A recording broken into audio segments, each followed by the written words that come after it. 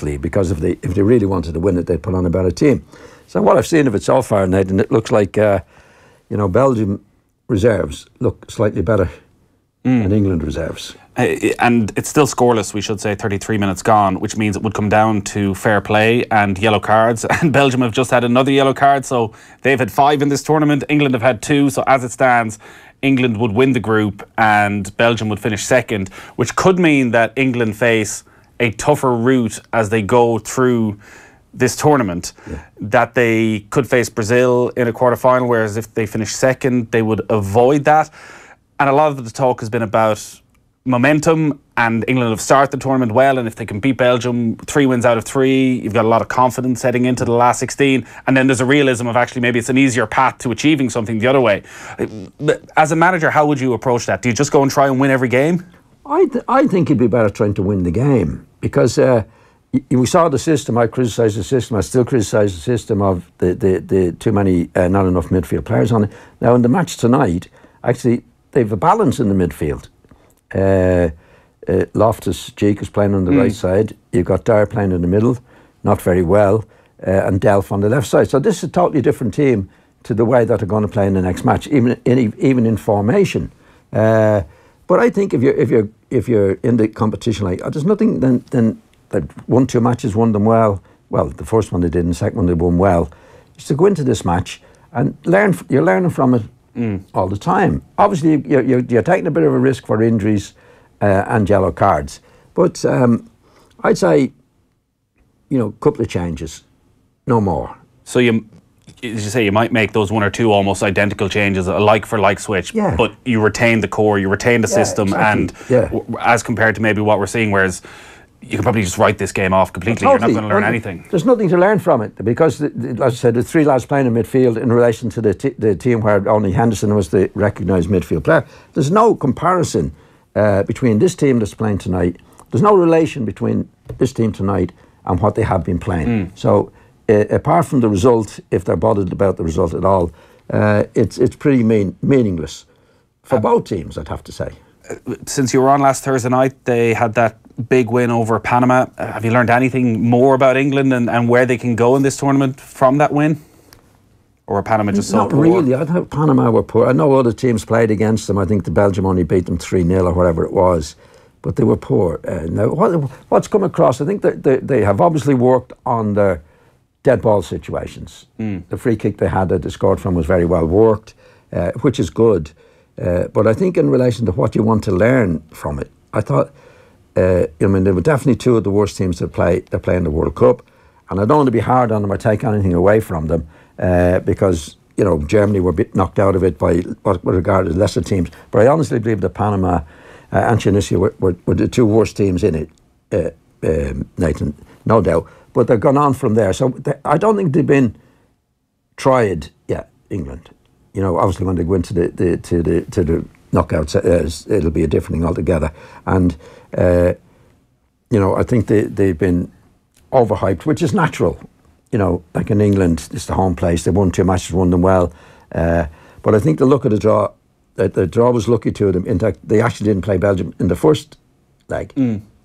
For both of them, because the 2 of them have gone through, and the match tonight means nothing. Whereas if they say they were beaten, or either team were beaten in the first leg, then you're on a bit of a scare then.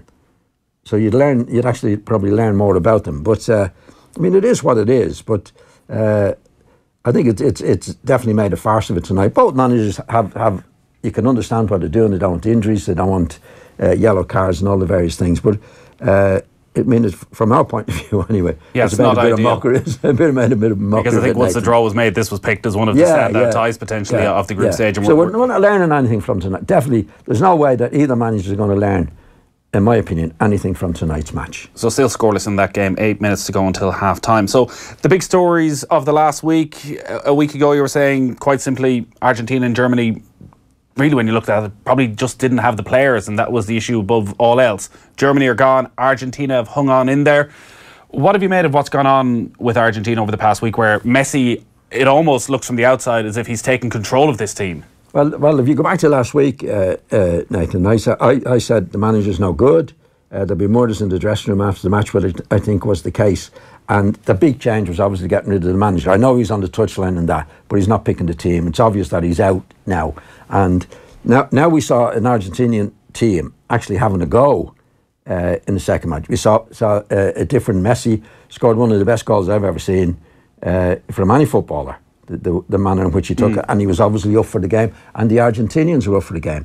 Now you do get that from a change of manager, particularly a manager that they've no confidence in. I don't think they had any confidence in the manager at all. So I think they were beaten well, as we saw by Croatia in the first match. Once they got rid of him, then you're into a different situation where the players now, the mentality is, we're going to show now that it was the manager's fault.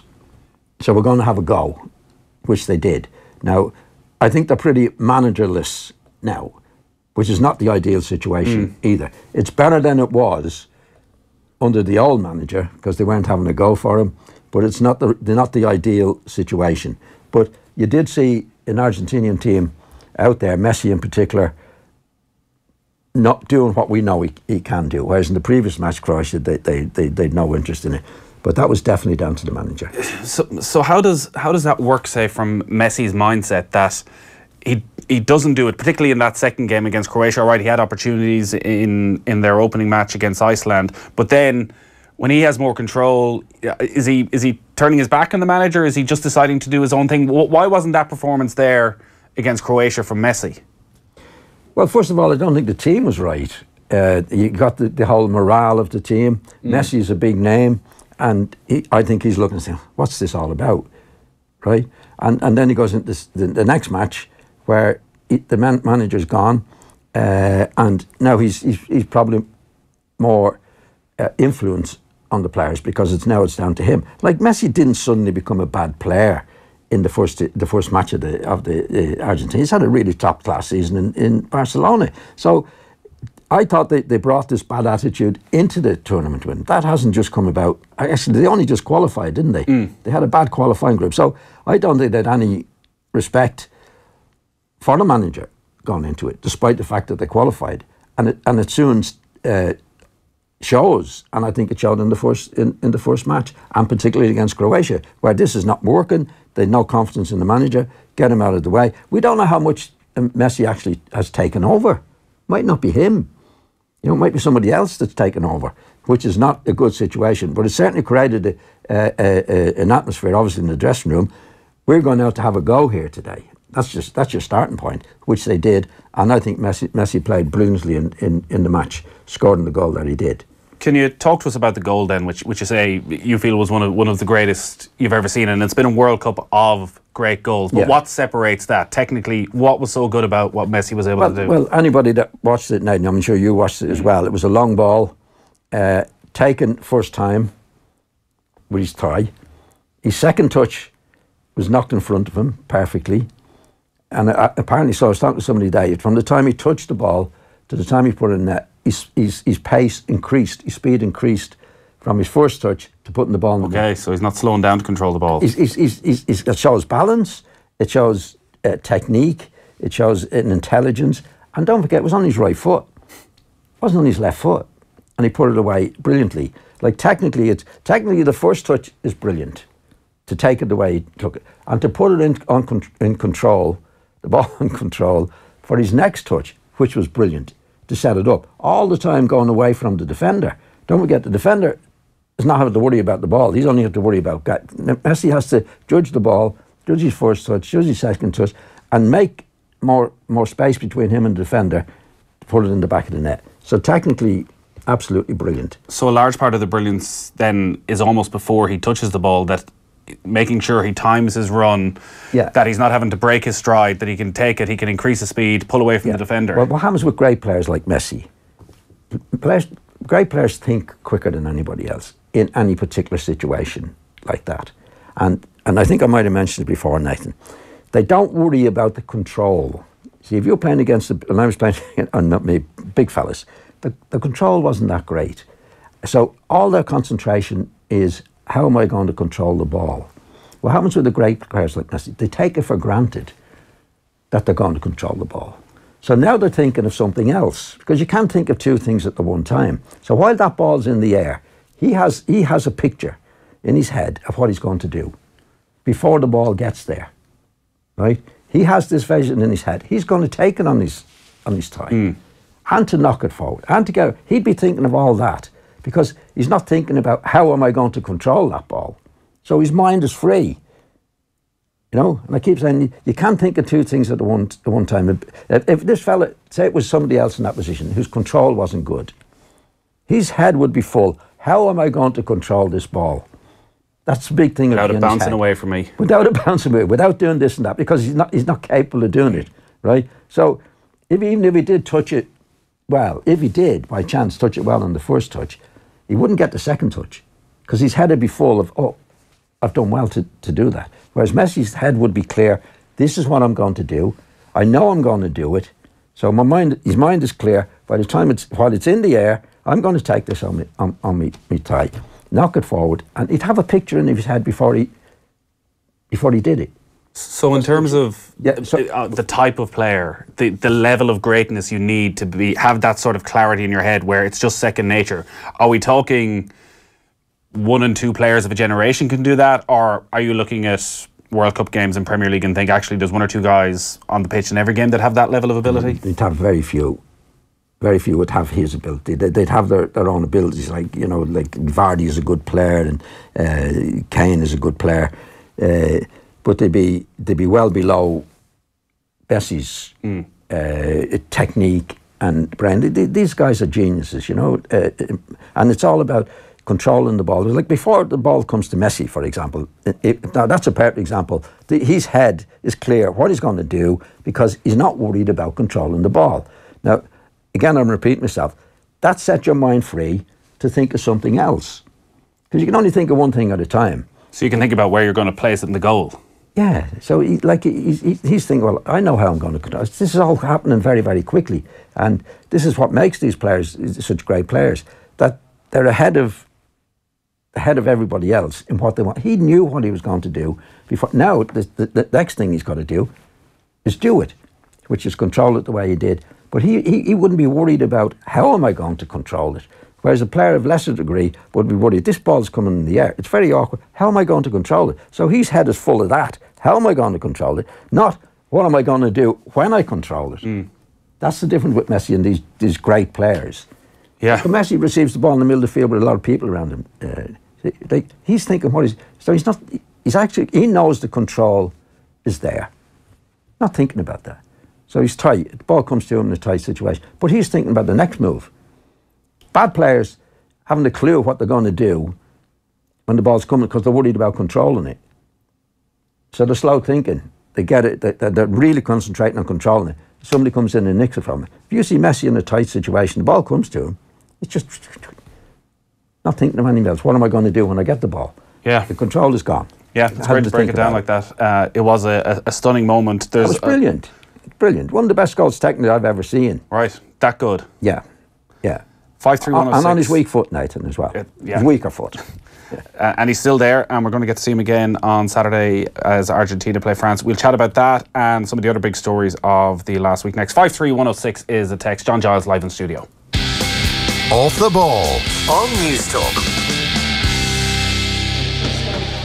Great news. We've just won that new contract we've been waiting to hear about. Means we'll need to hire new staff. Yeah, and we'll need to purchase new vehicles. Purchase? Why? When they can all drive a Europe car. Whatever you need to drive, from vans to cars, Europe Car can provide the vehicles you want with no capital expenditure, no contract, no ties, and on the road tomorrow. Europe Car, moving your way. It's time for summer at Dunn's stores with our Better Value 6. 6 fresh fruit and veg for only 49 cents each. This week's selection includes loose avocados, cucumbers and pomegranates. Save again with our €10 off every €50 grocery voucher. Dunn's stores, always better value. Terms and conditions apply. See in store for details. Minimum spend required.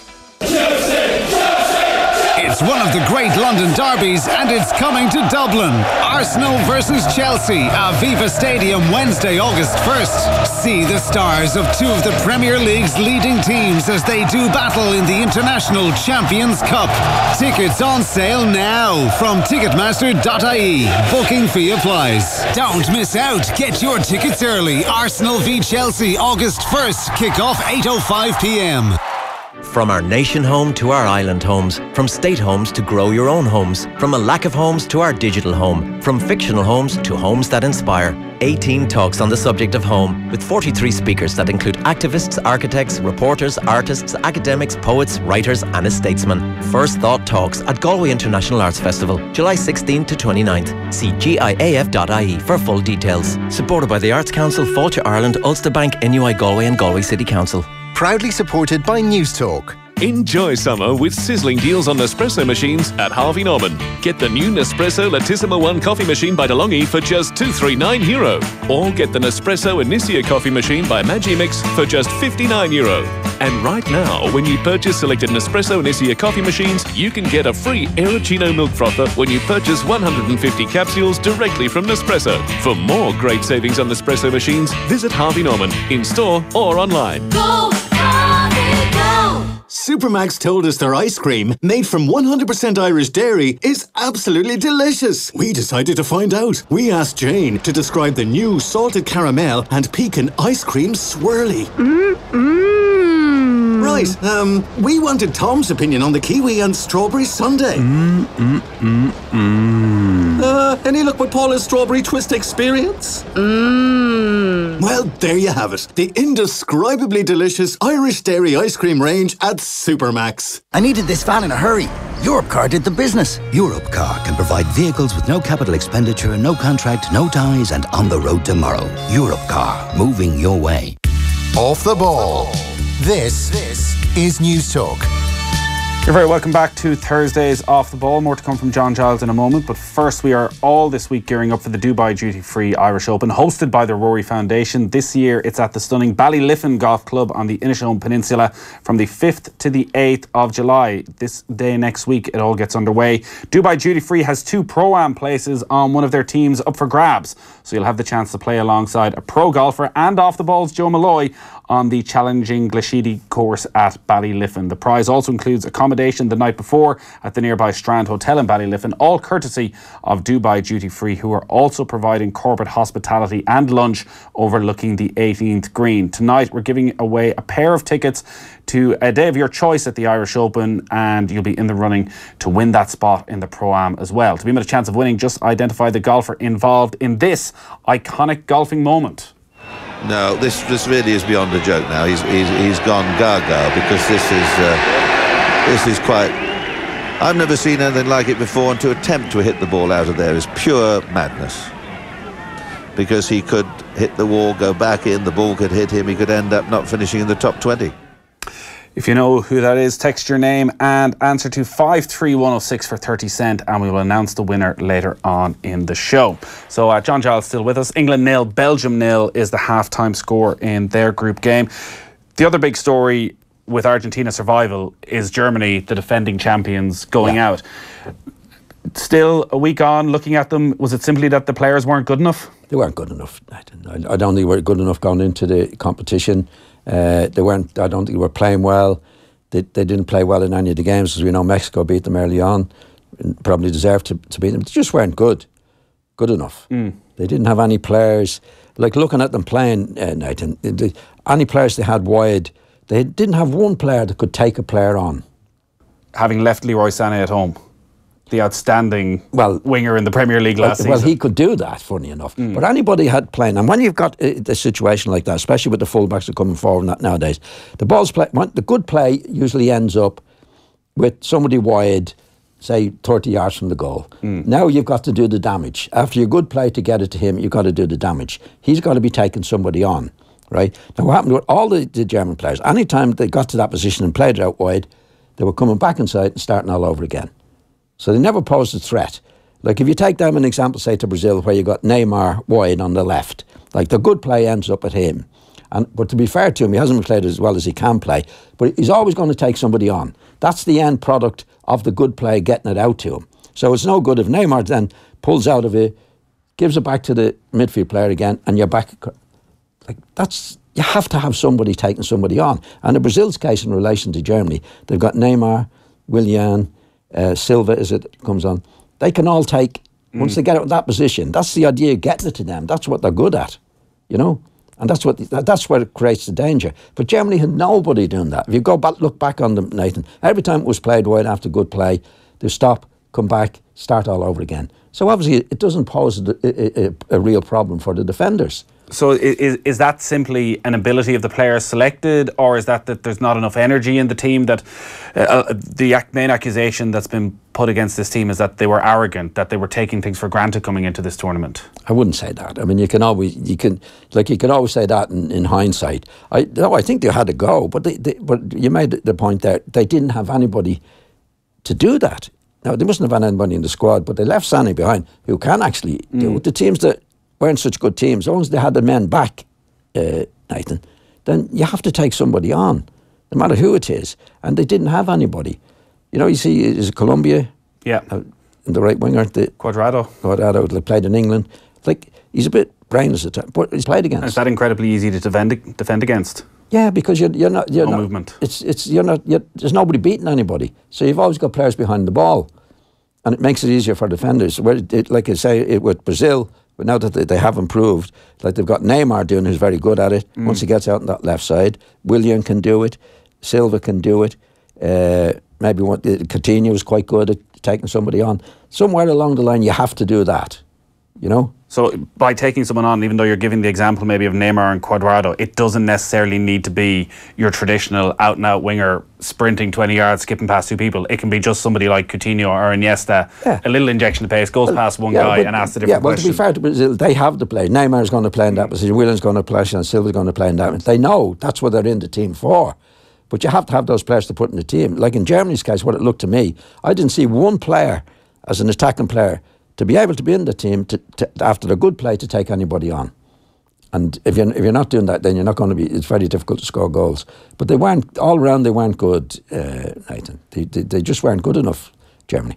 The group stage finishes tonight, and we'll head into the last 16. And when we think of World Cups of old, almost all our memories are of the great knockout stage games, and we've had some brilliant moments so far. Has it been a good World Cup? Have you enjoyed sitting down and watching all the games? I think most of the games have been good. Again, what we regard as the smaller nations have give a good account of themselves, whether it be Australia, all the Mexico have actually played very, very well. The VAR situation has come into it. We might chat about that after. You're going to come back for the football show. We have a bit more time. But I think the play generally, most of the games I've watched I've enjoyed. There's a bit of go in them, and there's very, very few teams playing defensively, Nathan. Even the smaller teams that we regard as the smaller nations have played really good football and had a go at the opposition. We've seen a lot of those teams that you've named, the likes of Australia, Peru, who play with a huge amount of passion as well, because they're at a World Cup, they're representing the country. So maybe we don't know, if I'm asking this question of if Ireland had qualified, how we would have performed. Is there any way of telling, because do players just automatically up their game when you get to a World Cup? Well, it's difficult to know, Ned, but what I'd say is that the teams that have played in Mexico and the smaller teams that you mentioned actually have passed the ball very well. Now, we haven't experienced that in the Irish international team. Definitely not. Now, whether they would go if they qualified, well, maybe if we'd have played a bit more forward, we would have qualified. So therefore, we'd be playing football. Yeah. But the way we played in the qualifying games, I don't think we would have been mapped in this particular World Cup. I don't think we would have been mapped. We just wouldn't have been able to ask enough questions. Well, we wouldn't be playing in the way we haven't played in all the matches that we played in the qualifying rounds, the way these teams are playing in the finals. We just didn't do it. These teams have all passed the ball well, Nathan, really passed the ball well. We haven't done that at all. So I can't see how we're suddenly going to be able to do it in the World Cup. That's what I'm wondering, and heading on into the next qualification campaign, is it a concern when we are looking at teams, and quite often people look at a 32-team World Cup and think there's 10 teams that just about deserve to be there, that they still seem to have players of a technical ability who can get it down at the highest level and pass it around against good opposition? Yeah, well, we don't seem to see that too often. Well, we don't see it because only we try to do it. I mean, why should our players be any worse than some of the players that we see from countries as small as ours and wouldn't be mapped in the world? You know, I think if the attitude is right and it's encouraged to do, then I think we can do it as well as these other teams can do it. Yeah. Very much a hypothetical conversation, unfortunately. We'll chat a lot more about Ireland when we get back underway with the international fixtures in September. John, again this week, thankfully he's going to stay with us. You're going to go out and last week you had the brilliance of Croatia and Argentina. Unfortunately, I don't think you're going to get quite that tonight with Belgium against England, but it may be an intriguing second half. And John is going to come back for the start of the football show. We'll chat a bit more about England, Belgium, some of the other stories of the World Cup, how you think it's going to develop during the last 16 and VAR as well, and some of the controversy and some of the opinions on that. So thanks a lot for sticking around, John. We're going to take a quick break and then we're looking ahead to a brilliant weekend of hurling.